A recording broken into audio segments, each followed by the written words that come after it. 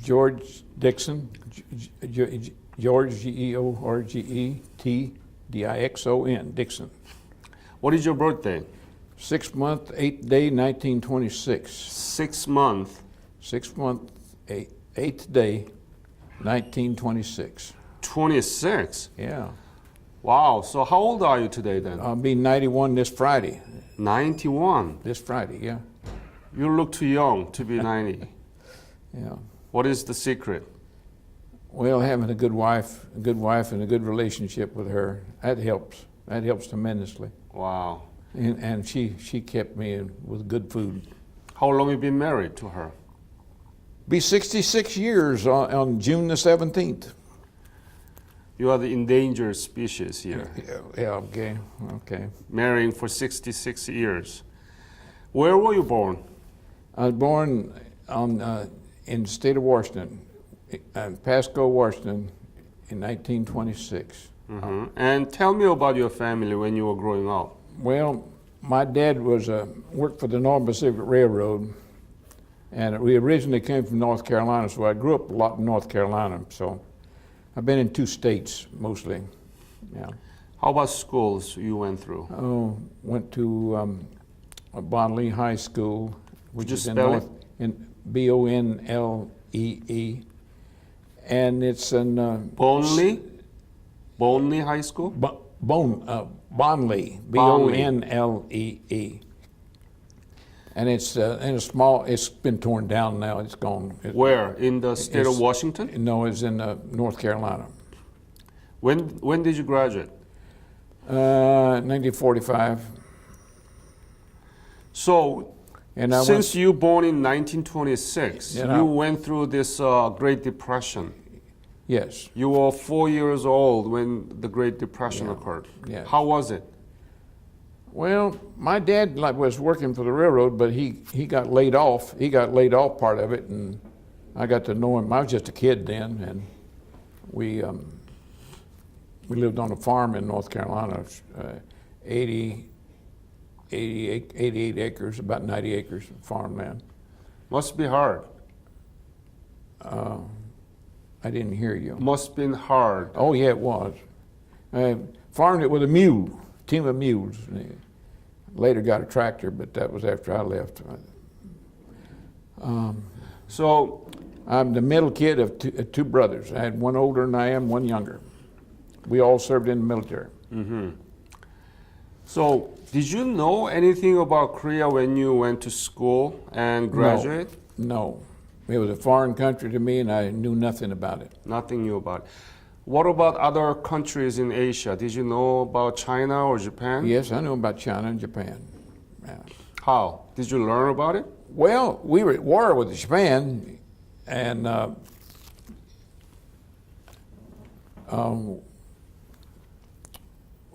when we were at war or something, I kind of studied a little bit to find out what it's about.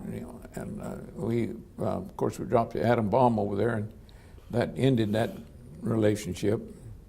And by the way, I was in the hospital over there. One of the targets for the atom bomb, it wasn't used because it was fogged over.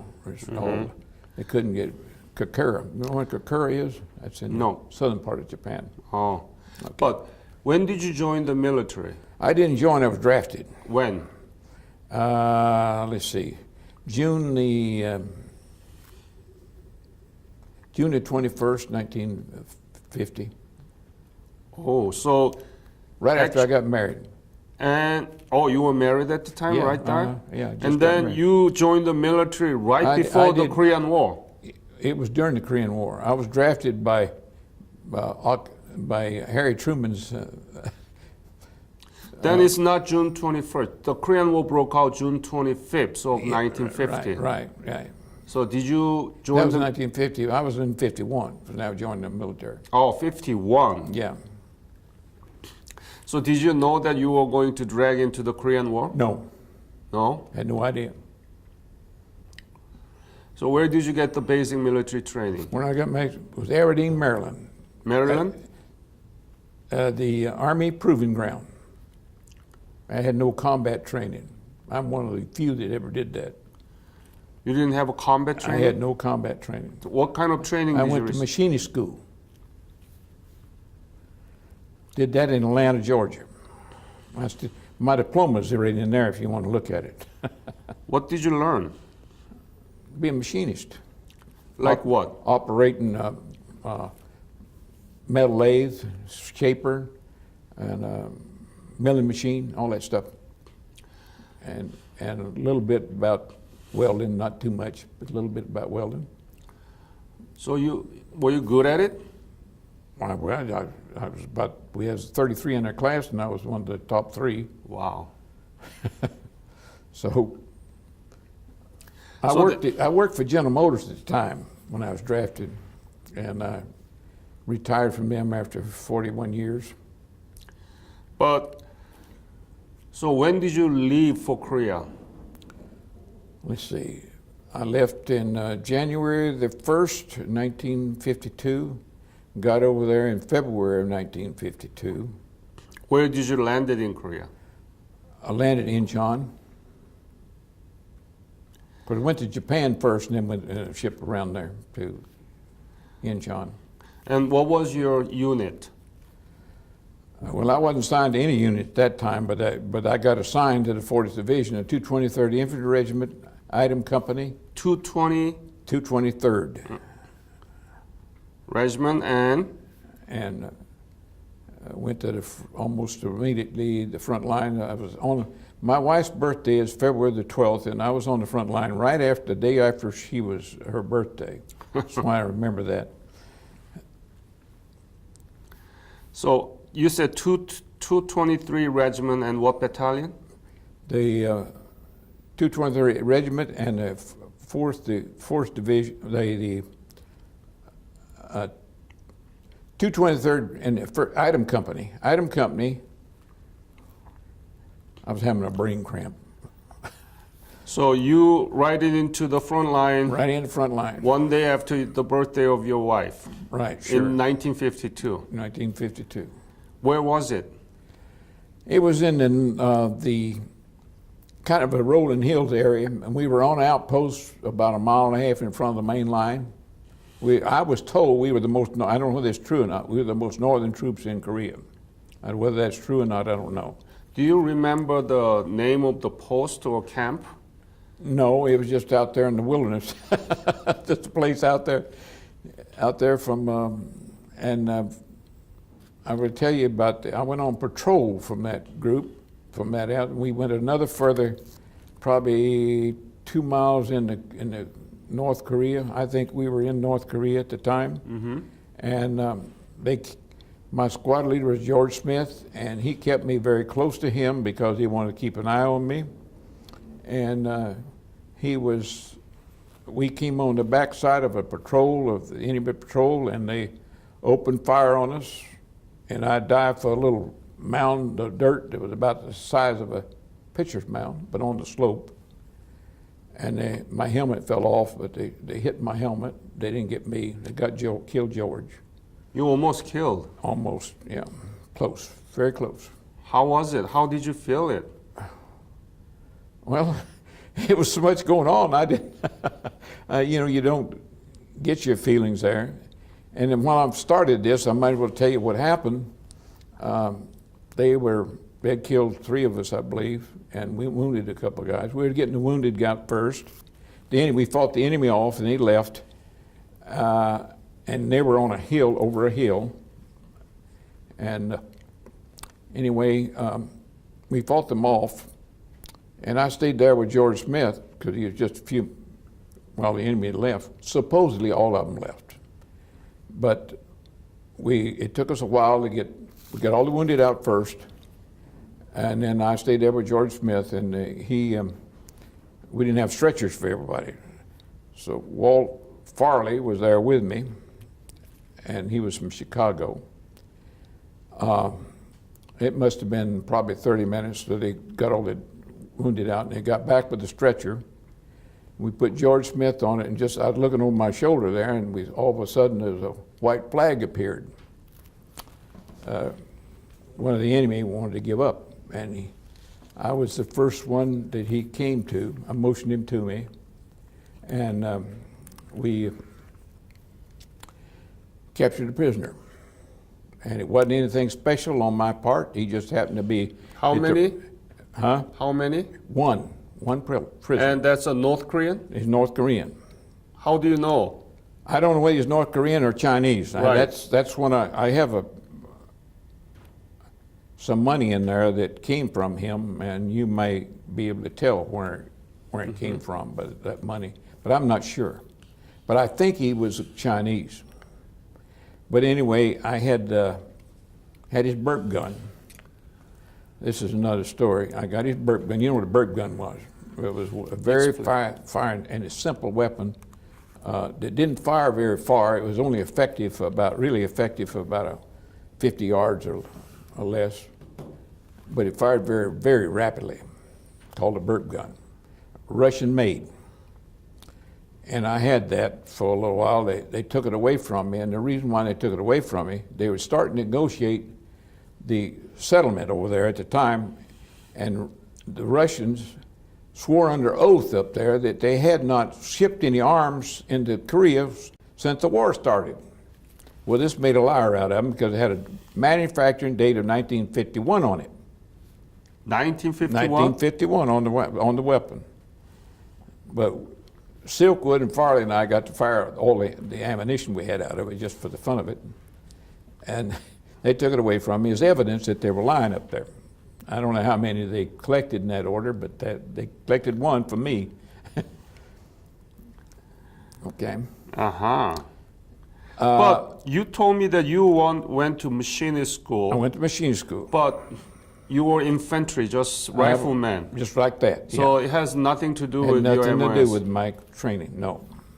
Nope. I was a good shot. You might say that, and I still am a good shot. I did a lot of hunting in my lifetime, and I'm a good shot with a rifle or a shotgun. In fact, I've shot a little trap, and very few people ever beat me. But was it around? Is this name familiar to you? Iron Triangle?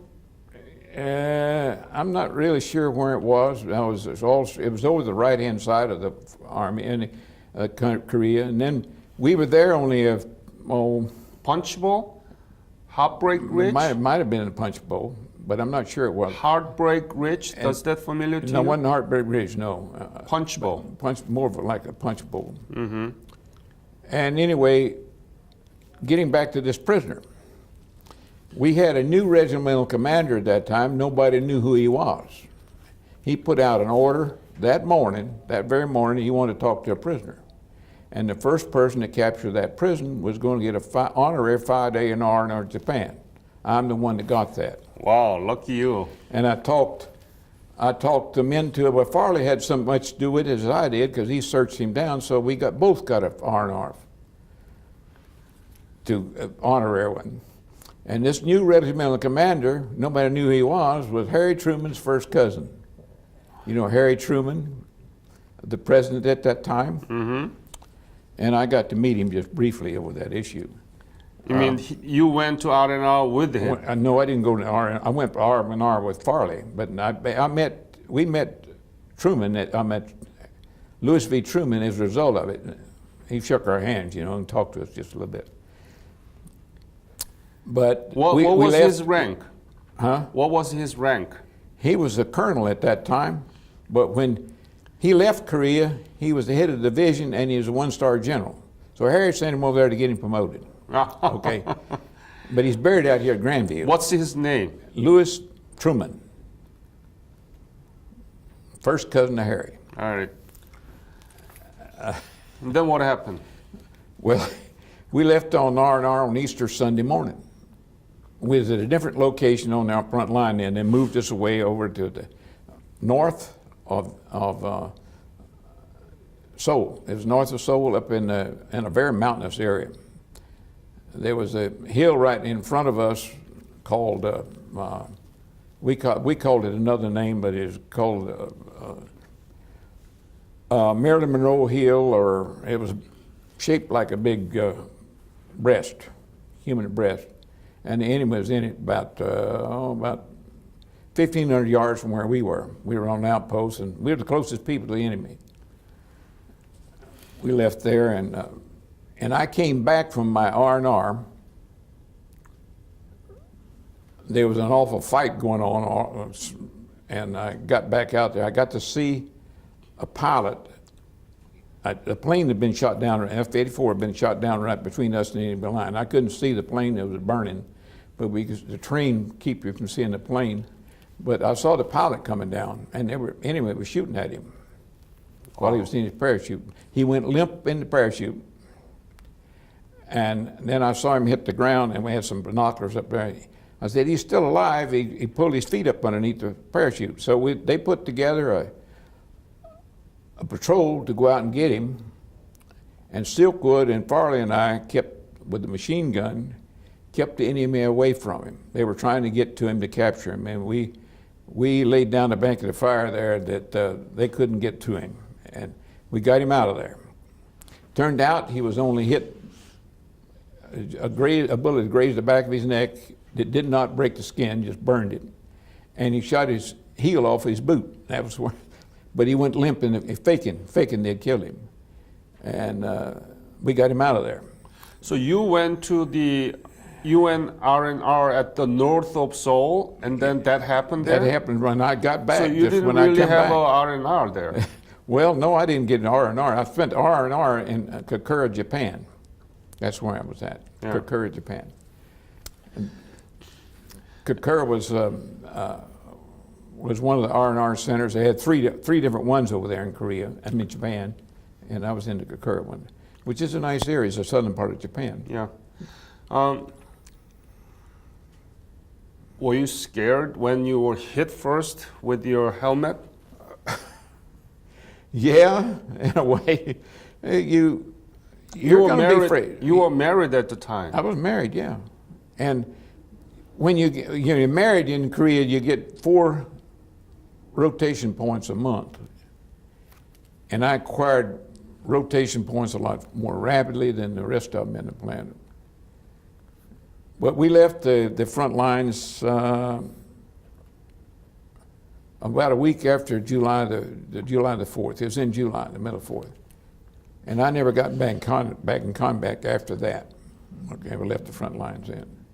Went down in the rear. You mean the July 4th of 1952? Yeah. It was about a week or 10 days after July the 4th. We left the front line. Got back there in the rear, and we had picked up some orphan kids. Probably had 8 or 10 of them in the outfit. One was a little girl. They were all under the age of 10. And for some reason or other, their parents either got killed or they got separated from. And I'll get to another story about one of them. Well, I helped add one to it, and I'll tell you that in a few minutes. But we had nicknames, we called all of them, you know, and they cut down, some of the local people down there cut down some of the GI uniforms to put them in clothes. And eventually, we started an orphanage over there. I had nothing to do with that. We just put the kids in there, you know, all the kids that were collected. Practically every outfit up there had them that I know about. They had collected them. You know, they're the real victims of a war. They and their parents, they don't know what's going on. They don't know what's going on, but they're victims too. And one was a little girl, and she was very young. And anyway, we were down there, we was guarding a unit. They promoted me to squad leader at the time. And I was checking on my squad. I was going out checking on my squad, and a guy named Silkwood, who was from Louisiana, said there's a little boy running around, we can't catch him, he's eating out of our trash cans. So we can't catch him, we'd like to put a uniform on him. I said, well, I'll get all these kids, you know, that we had given them nicknames. We called one Scotia, and we had one Moscotia. And Scotia knows a little bit of English, and I'll talk to him and see if we can come up with a candy bar and maybe lure him out. And it worked. We got Scotia and got him in a uniform, but he was eating out of the garbage cans. He had the only thing he had on the garment he had. This is in August, I think. Only garment he had was what we call a burlap sack with holes cut in it, and we put him in a uniform. And that added to that group of kids that later became an orphanage over there, and now it's a school. And the division built that, and I don't know. I didn't have anything to do with that, but I did have something to collect in this one boy. And where they are now, I don't know.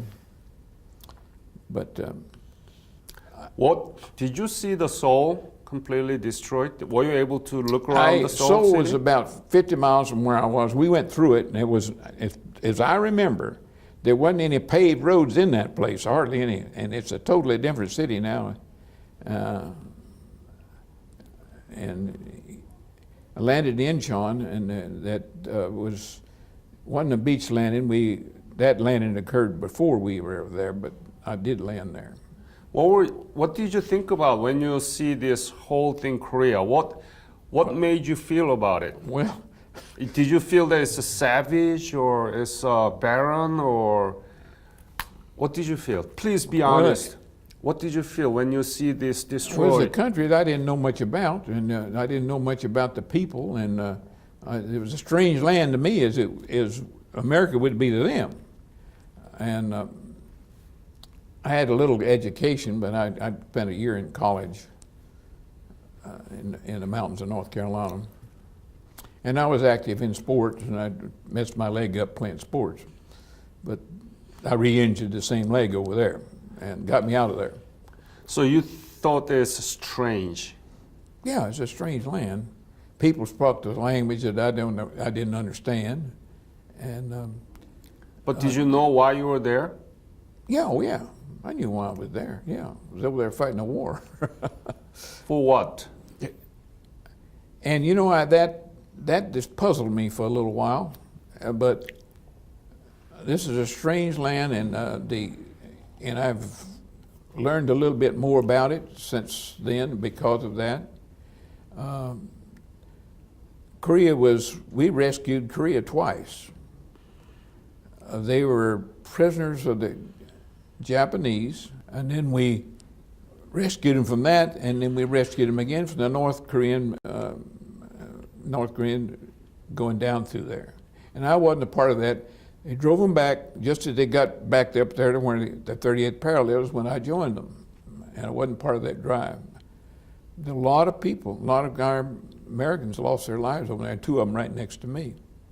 And I still remember their names. One from South Dakota and one from California. But they nearly got me, but they didn't. And I didn't get a scratch out of that. I had no scratches out of the Army. Very good. After the Yeah. war. Did you write letter back to your wife? What's her name, by the way? Joanne. Joanne? Yeah. Yeah. Yes, I wrote practically every day for her when I could, and I got free postage while I was on the front lines. It didn't cost me anything, just writing letters. And I don't have maybe 4 of those letters in there, but they were just the addresses where I was. I have a photo album in here of a lot of my Korean. I had a camera with me and couldn't get film for it. I did get a little film. Now, most of those are color slides, but I don't have any of the color slides in there. But Must have been very hard for you and your wife, Joanne, right? To be separated like that. Yeah, and I called her up. I remember I went on 2 R&Rs. The first one was the honorary one, and I got a regular one. And I'm one of the few people that ever got a 2 R&Rs, only because of Harry Truman's first cousin and that capture in that prison. Yeah. And it just happened to be at the right place at the right time, and he was looking for a place to give up. He had enough of that.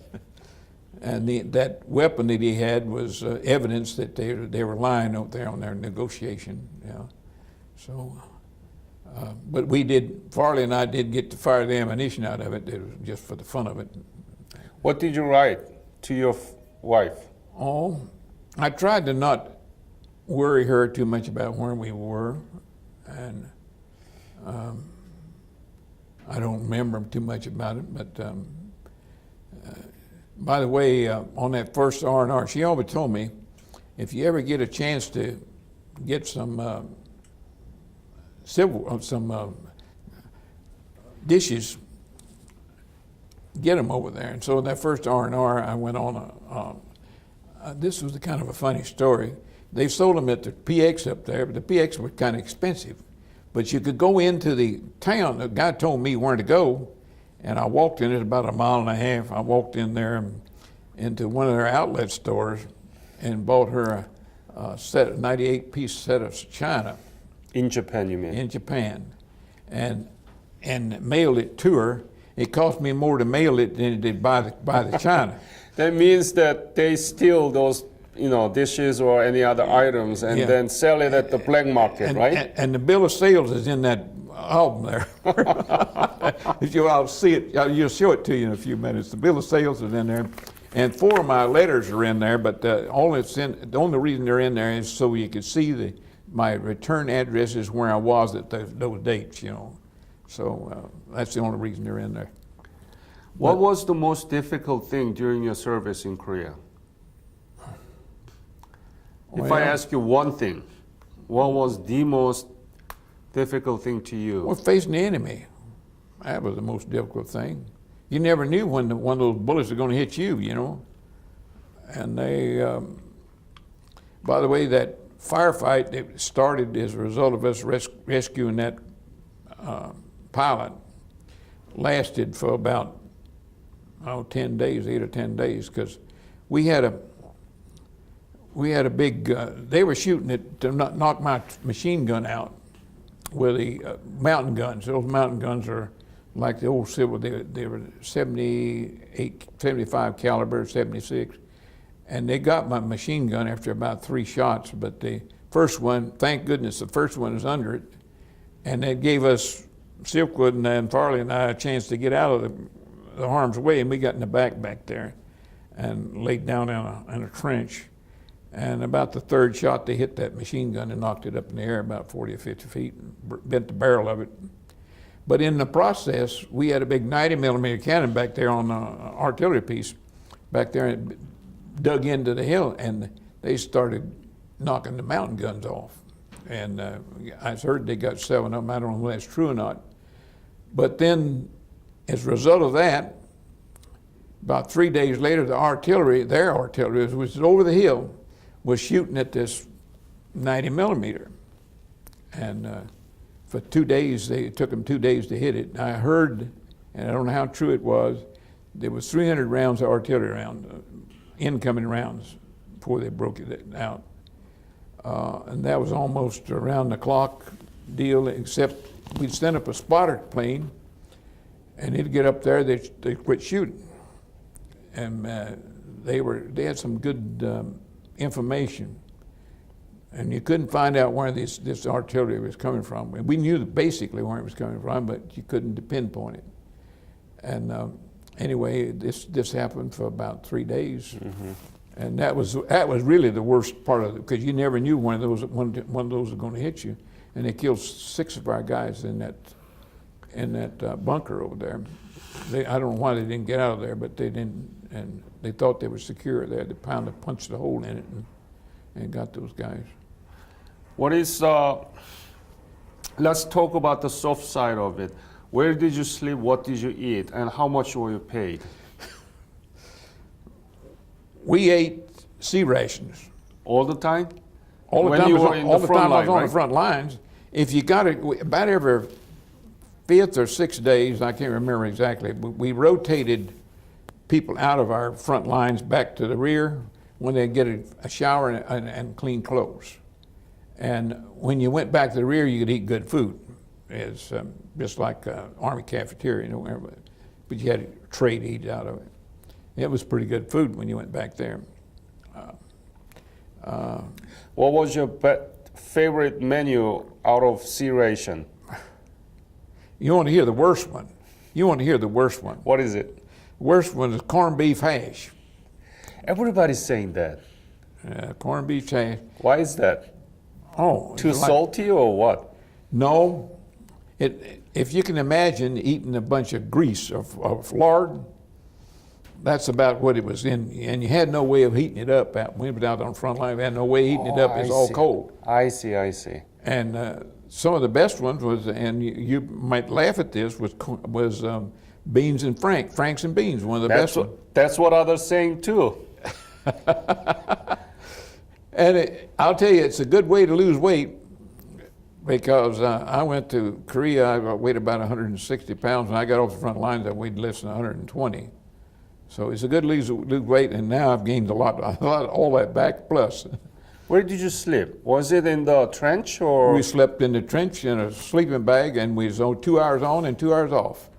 You can imagine waking up every 2 hours, and we had to have half of us awake at all times. We really slept more in the daytime than we did in the nights, actually sleep. But at nighttime, it's 2 hours on and 2 hours off. That's horrible. Yeah. About the time you get to sleep, you'll be waking up. Somebody wake you up. And oftentimes they'd wake you up before you had the 2 hours too. It depends on who the person was. And you arrived in February in the front line. It must have been very cold. It was pretty cold. We weren't there during the real cold weather, but it was cold enough. We had snow all over the ground. And you sleep in the trench with sleeping in the trench. Sleeping bag? No heat, just a sleeping bag. I cannot imagine how you went through those. Well, the sleeping bags were pretty heavy. They were down-filled sleeping bags, and they'd keep you warm. And we had fairly warm clothing. We had gloves, and it had what they call a pile cap. You know, pile cap is a cap, then you had your helmet over the top of that. It covered your ears and underneath your chin. It was named for Ernie Powell. You know when Ernie Powell was he was a photographer that traveled with the troops at one time, and he was a writer, and he wrote about Army troops. How much were you paid at the time? Huh? How much were you paid? Not very much. Annual salary, how was it? No, the biggest part of my pay went to my wife. So she got the biggest hunk of my pay. But I think you get about $25 or $30 a month, something like that. To your wife? I did. She got most of it, you know. And we were actually. I'll back up a little bit. When I was going to machinist school, I went to machinist school in Atlanta, Georgia, and she came down there to live with me when I lived off base when I was down there, and that was just like a honeymoon for us. And we lived about a mile off base. I had my car down there with me, and she transferred her job down to Atlanta. And she was working during the daytime. And what did she work? She worked for Prudential Life Insurance Company. She just was able to transfer her car down, her work down there, and been down there with me. And that was basically our honeymoon down there. Have you been back to Korea? No. So now you have a vivid memory of Korea in 1952, miserable place. You said that it's a strange. Yeah. Now you know Korean economy and Korean democracy, right? Oh, yeah. What do you know, and how do you contrast this? How do you compare that? Can you put it into perspective? There's no comparison. It's more like our country here. Korea is now there, and as a result of the war, the people in the South have freedom. They have freedom. And by the way, I know one of the girls. She was a 9-year-old girl, Teresa Parks. You know, you've heard the name Teresa Parks. She lives here in Kansas City. She was a 9-year-old girl in South Korea at the time the war broke out. And she has written 3 books, and I have all 3 of them. And one about the life when she was young, and then the title of one is "The Rooster Crows at Midnight." The other one's about the young girls have been taken by the Japanese and made comfort women out of them. And she writes about that in one book. And then the other one is basically Korean, you know. But she lives here in Kansas City. She used to play in the Symphony Orchestra, the Kansas City Symphony Orchestra. She's quite talented with a cello. And I see her from time to time. She's a nice gal. Nice woman. She's married and living here in Kansas City area. Teresa Parks. When did you leave Korea? I left Korea in a plane with my leg torn up and a sprained right ankle, and I couldn't hardly stand up. I could just barely stand up. I spent a week in the hospital down there in, I think Taeju, I believe it was in Taeju. And then I spent 30 days in the 141st General Hospital in Fukuoka, Japan. And when we went in Fukuoka, Japan, that was in the fall of the year, because I know what it was. The Yankee. I'm a baseball nut, and I was listening to the World Series at the time, and the Yankees were playing the Dodgers, I believe. It's all in New York. And one of the doctors that was looking after him, that was in Korea, was a doctor named Dr. Bobby Brown. He was one time a third baseman for the Yankees. So we had a little. I heard him listen. I was listening to the ball game, and he had kind of talked to me a little bit. I didn't know at the time that he was, and he told me he was. So we were getting a rebroadcast of the ball game. It wasn't as it was happening, and I was listening to that. Over in the hospital in Japan, in Fukuoka, that was in Korea. In the hospital in Fukuoka, Japan, it took about 2 weeks. I was totally in the bed. I could barely get up. And then I started moving around a little bit and walking with crutches. And after about 30 days, I began to walk pretty good. Dr. Major Duffy was my physician. He said, I'm going to put you on a 30-day rest and recuperation leave to Japan. You can go anywhere you want to. And I didn't have much money. And I caught a train up to Kokura again, where I've spent 2 R&Rs. I'd met one of the guys that while I was on the R&R, I met one of the guys that I was in machinist school with. He was stationed up there. So I stayed with him for those 30 days and visited around Kokura during the daytime, walked around and got to know a little bit about Japan. And when did you leave Korea? I left Korea, and I don't remember the exact date, but the World Series is going on at that time. So what's the month? Yeah, it was in the fall. Fall of 19? The fall of 92, 82, 52. 52? Yeah, and I got home. So it was September or October? Yeah, it was about September, somewhere on there. But they had to. And tell me about this. What do you think about whole thing that happened to you? Korea, you didn't know nothing about it. You went there. Korea was miserable. Now you know Korea is one of the 11th largest economy in the world. I know it is. How do you express this? How do you characterize this? I think I wondered why we were over there. And you look now, you know why we were over there. You people have the freedom over there. They have the same freedom that we do.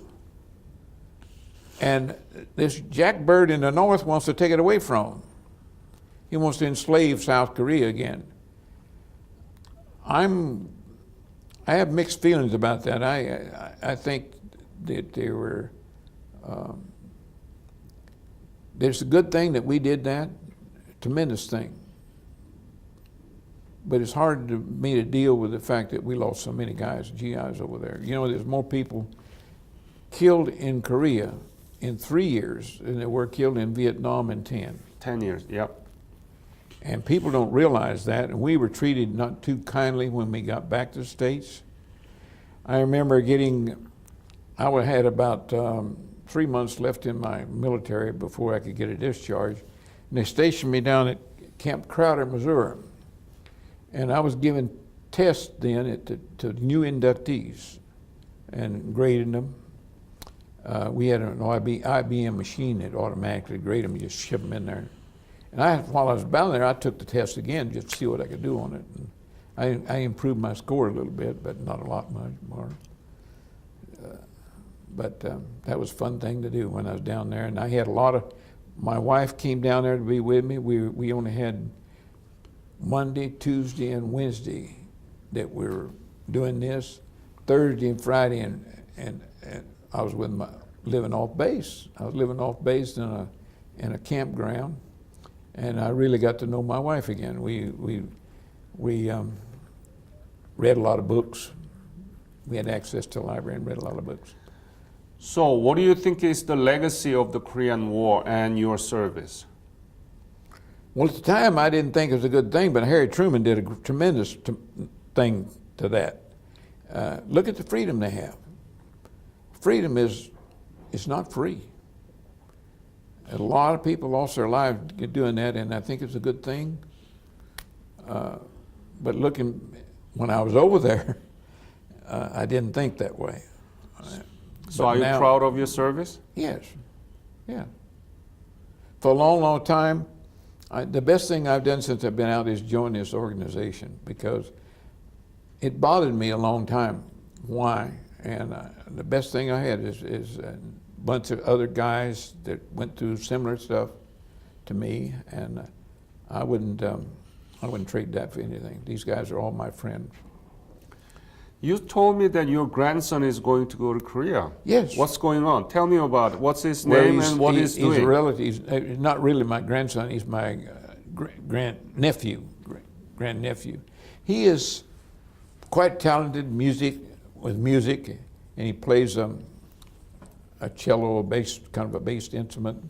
And his orchestra from Dallas, he lives in Dallas, and he's going over there, and I don't know the date, but it's not going to be very far from now. But he's here.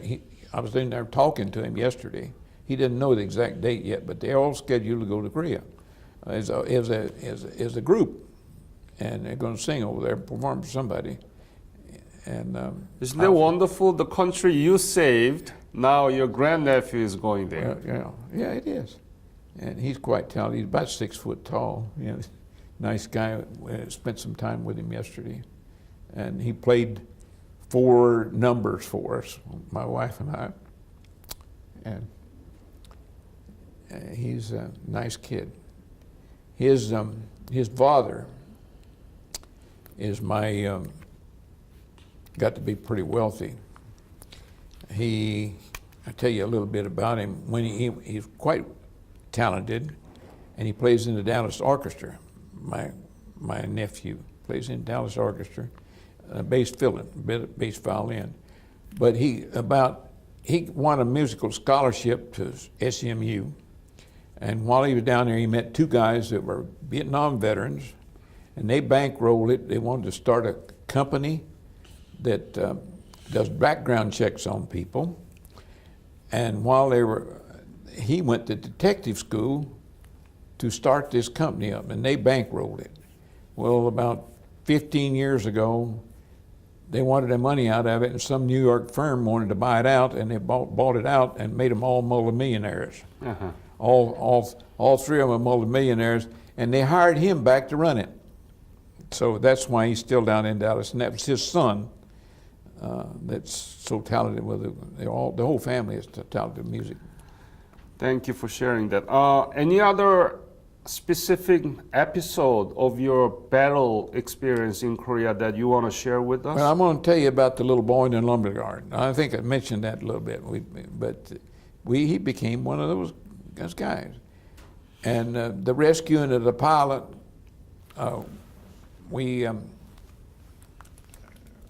okay. Keep talking, please. We got him out of there, and I don't know. I don't know where he is today, but I hope he's still alive. Thank you very much.